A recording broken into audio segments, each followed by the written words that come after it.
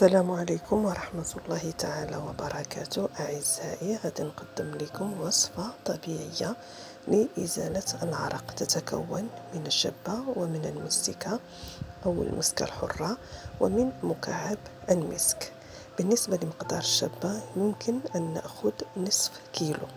نقوم بطحن الكل إلى أن نحصل على مسحوق رطب. نقوم بخلطه بأي مرطب للجسم تحبونه. أنا شخصيا قمت بخلطه بمرطب نيفيا. نقوم بخلط المسحوق إلى أن نحصل على عجين رطب ولين.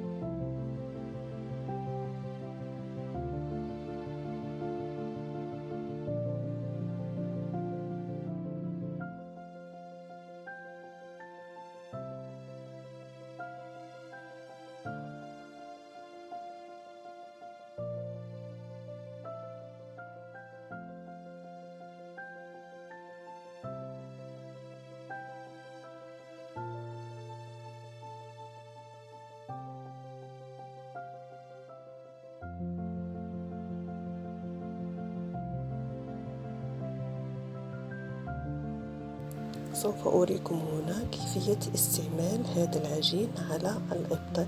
لنفترض أن يدي هي الإبط.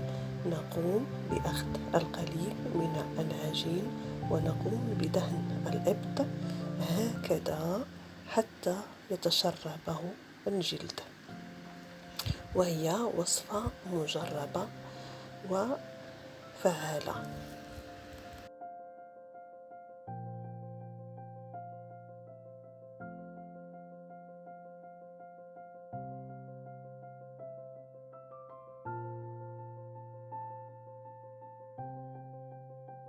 يمكن الاحتفاظ بهذا العجين في هذه العلبة، أو نأخذ قنينة فارغة لمزيل العرق. نقوم بحشوها بهذا العجين ونرجع الغطاء عليها ونستعملها كما نستعملها لإزالة العرق.